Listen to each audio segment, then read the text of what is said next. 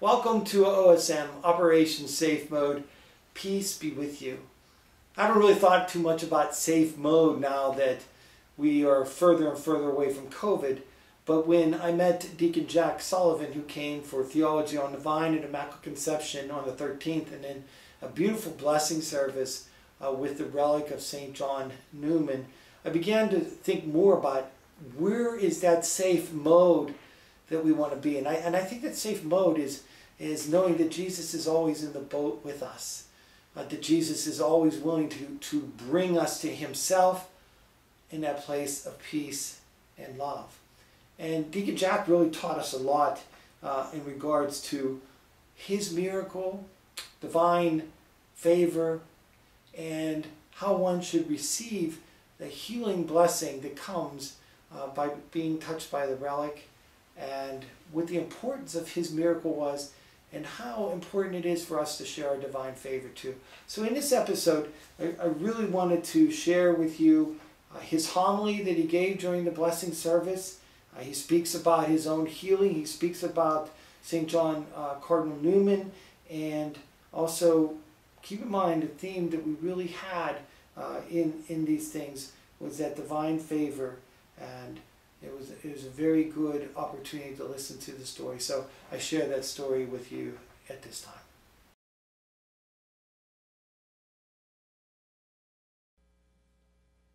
Good evening, my new friends,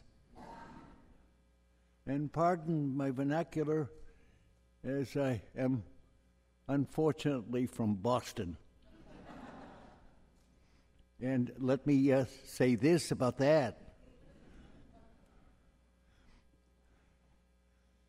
I've been very fortunate and blessed by the Lord for reasons I will never know, because I'm just average, maybe a little less than average. But St. Paul tells us that it's when we are weak that we are strong. And my strength comes from a saint by the name of Cardinal John Henry Newman, who lived in England. He was born in 1901, died in 1890. A brilliant writer, and much of his writing, if not all of his writings, form the basis for the newest interpretations of our doctrine, our deposit of faith. He wrote about all aspects of our theology. But not only was he had a brilliant mind, but he was a devoted priest. He was humble. He was kind. He loved his parishioners, much like your pastor. And he was beloved from them, just like your pastor. I didn't know anything about Cardinal Newman until I was afflicted with a very serious spinal injury. It seems that all of the vertebrae in my lower back, for some reason, turned inward with the disc, squeezing my spinal cord, which is usually the size of a quarter, but in my case, it was compressed to the circumference of a piece of string, and I was about to be paralyzed. I sought help from an eminent spinal surgeon in Boston, and the second largest hospital in Boston, the Brigham and Women's Hospital. And after examination, many tests, MRI, myelogram, it was determined that I was about to be paralyzed. Unfortunately, at that time, I had just finished my second year of diaconate studies and was looking forward with all enthusiasm to the beginning of my third year, ultimately to be ordained a deacon in the Archdiocese of Boston. I had all my hopes and my dreams centered around these wishes, these realities.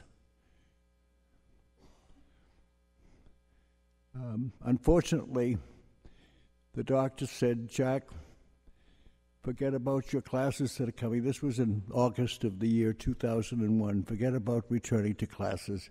Forget about being ordained. Your affliction is so serious that you're about to be paralyzed. I was devastated with the news. When I went home, I turned on the TV set to get my mind off myself. And switching the channels, I came upon the EWTN channel. And in that, on that program, there were two priests. The host was Father C. John McCloskey, who was in charge of the Catholic Information Bureau for the United States. And he was interviewing the foremost Newman scholar from Oxford University in England, Father Ian Carr.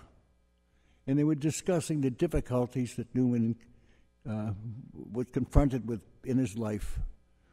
He was an eminent scholar, a devoted priest of the Anglican Church. Soon after his ordination, he was made rector of the Cathedral of St. Mary's in the center of England. He was one of the most beloved clergymen in all of England. But in his studies, reading about the early church fathers, he realized that the true Church of the Apostles was not the Anglican Church founded by Henry VIII, but the Catholic Church in Rome, the church which everyone in England hated since Henry VIII. Catholics were despised to the point that they were put to death or banished from England. What is he to do? He's a devoted Anglican priest, but he knows that he's teaching error. So he did the unthinkable. He converted to the Catholic faith that was hated. And in one moment, he's the most beloved clergyman in all of England. Everyone read his books and his newsletters. In the second, he was the most hated. And throughout most of his career, he became a Catholic priest after his conversion and ultimately made a cardinal by Pope Leo XIII as the result of his contributions to the church on the basis of his writings. But he was a devoted priest and most importantly an evangelist.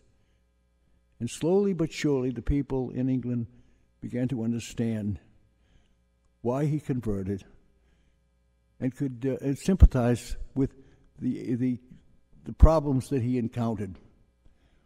And when he died, half of England stood at either side of the road as his casket went by on a wagon and taken from the Cathedral Church in Birmingham, England, to his burial place in Rednick, about 20 miles away. I was so taken by this story that I'm not the only one that's afflicted with problems. And at the end of the program, the host at the last moment put a sign up: if you receive any divine favors after praying to Cardinal Newman, please write to the vice postulator and superior of the oratory that Newman founded in Birmingham, England.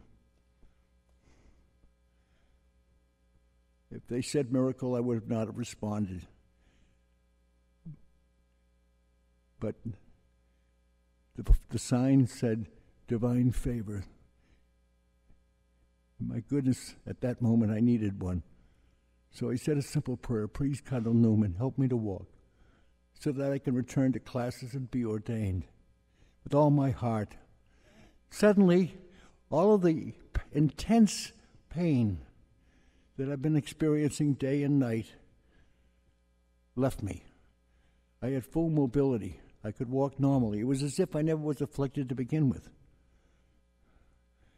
But I had to seek other counsel because I was scheduled for surgery at the time that my classes were to resume. And I talked to a second spinal surgeon by the name of Banco, who was one of the finest in the United States.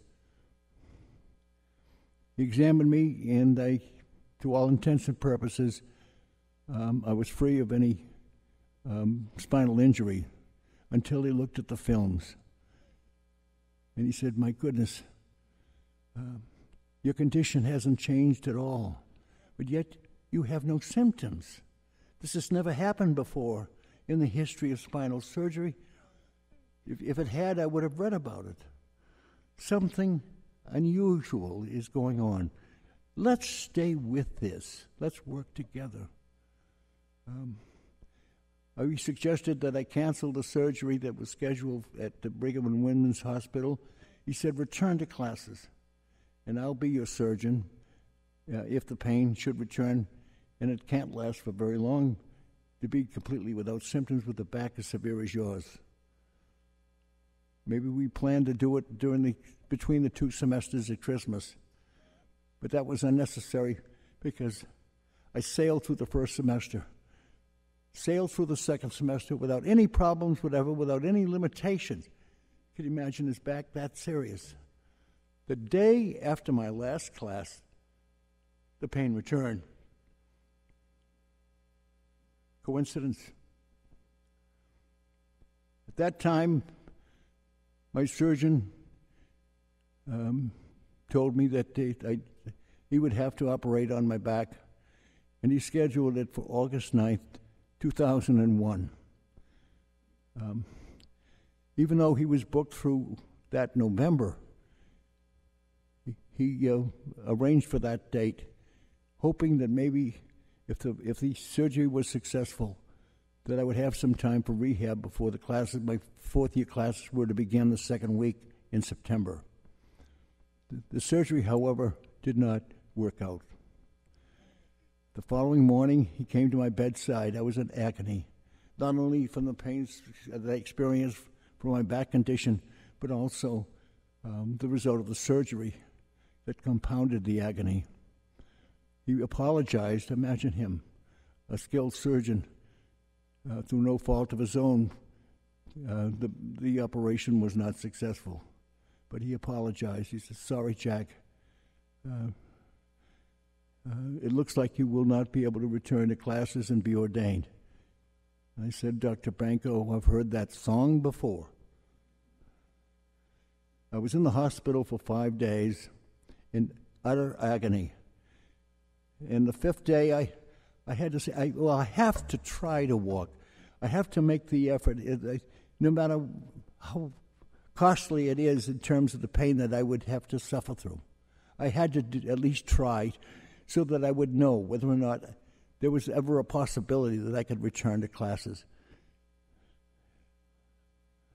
With the help of the nurse, I edged away to the edge of my bed, but I fell to the floor. There's no way I could stand.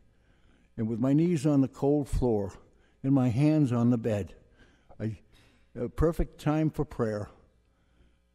And I said the same prayer I said the year before, just about at the same time. "Please, Cardinal Newman, help me to walk so that I can return to classes and be ordained." And then suddenly, I experienced tremendous heat, as if I were standing before a blast furnace. Then a tingling feeling all over, very strong. And then an intense sense of love and joy and peace that I could not experience on earth. God was present to me at that moment.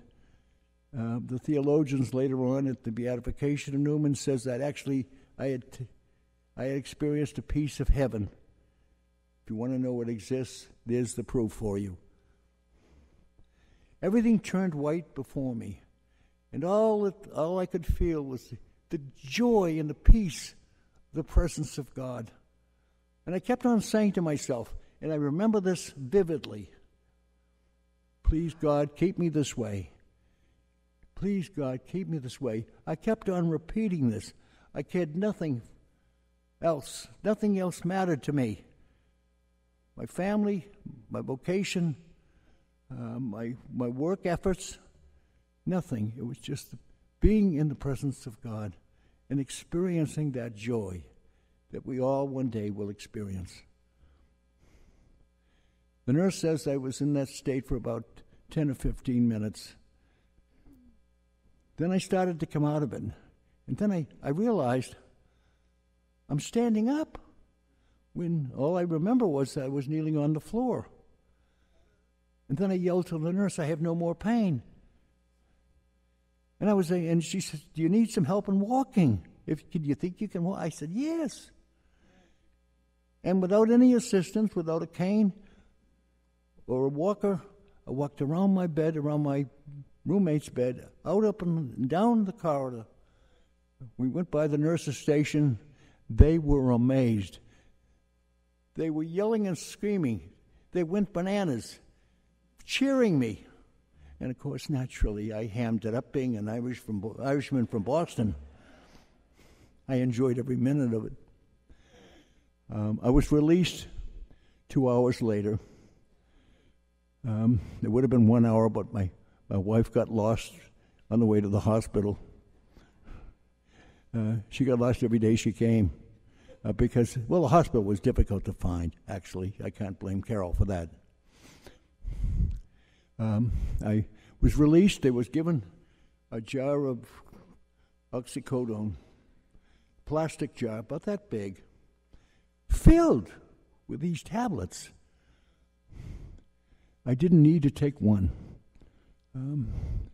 I could walk a mile the following day when I returned home. And as I say, I was totally pain-free and, again, full mobility.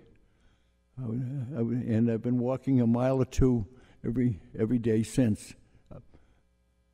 But for recently, because next week I'll be 84. So I've slowed down a little bit. Not much, but a little bit.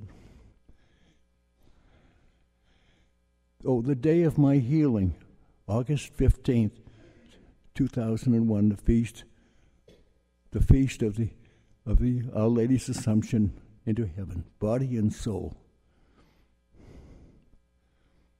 I was able to return to classes. I had a tremendous year that year planning for the ordination. I was ordained in the Cathedral of the Holy Cross in Boston on September 14th, 2002, the feast day of the Triumph of the Cross. Just by accident, it was supposed to be a week before, but the cardinal got tied up in Rome, so we had to put it off a week. Isn't it fitting that I should be ordained on the feast of the Triumph of the Cross? 6 days after my surgery, I went back to Dr. Banco thinking about, I got to write that petition, but I'm not sure what happened. Was there any divine intervention? I said, Dr. Banco, what do you think? Without any question, without any hesitation, he said, it's a definite miracle. There's utterly no medical explanation. After you said the prayer, you received an entire spinal cord, new spinal cord, of a 30-year-old, and I was, 62. He said there's no indication that you ever had surgery for that matter. I was the only patient from the New England Baptist Hospital, which is a totally orthopedic hospital, that never needed rehab as a result of my spinal surgery. And as they say,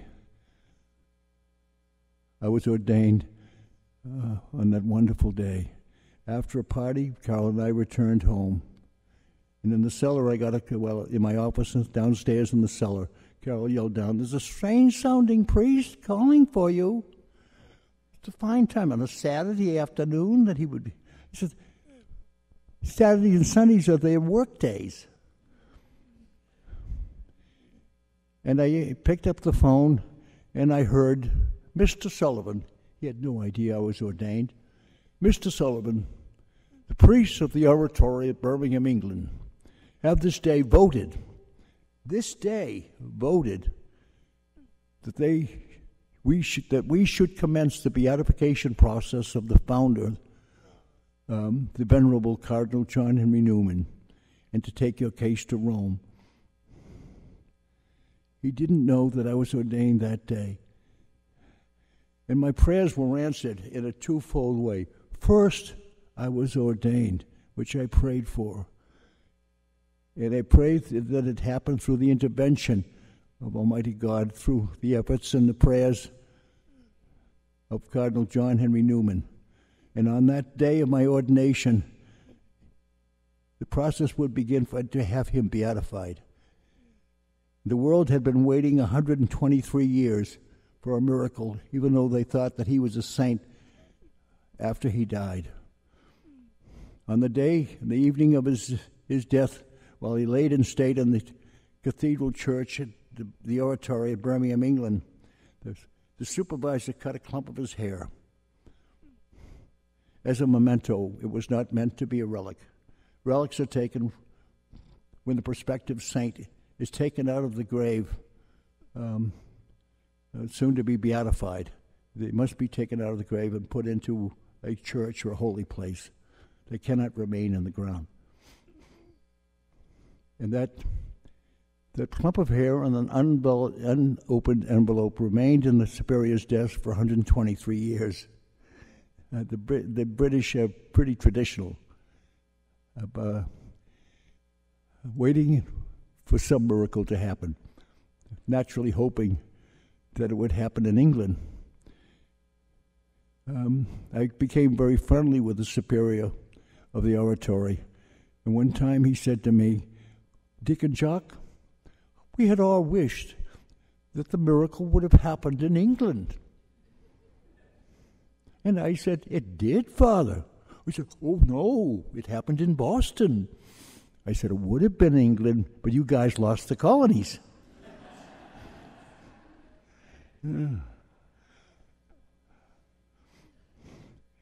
3 years after I was ordained, I was asked to conduct a healing service by a woman frantic from Salem, New Hampshire. Her son was in a permanent vegetative state for 4 months at the Massachusetts General Hospital, afflicted with serious brain injuries, and he was in a permanent vegetative state. There was hardly any brain waves. He was more dead than alive. Then they wanted to pull the plug at the hospital. She said, "Absolutely not. Something would happen. God would help us." She read about me years earlier, but didn't know who the deacon was because all of the reports of my miracle, alleged miracle at that time, they didn't print the name of the recipient only because the case may not be approved by the Vatican. So the person is not named until the candidate is beatified. It was only a next-door neighbor that says, "I know the name of the deacon. My brother works for him at the Plymouth court as his assistant magistrate. 80 miles away." But by coincidence, she found out my name and called me and begged that I conduct a healing service. I said, No, I can't do that. Go to your parish priest. He can perform a sacrament of the sick. It's a sacrament. It's far more efficacious. Go to your parish priest. Deacons don't do that. They're not authorized to do that.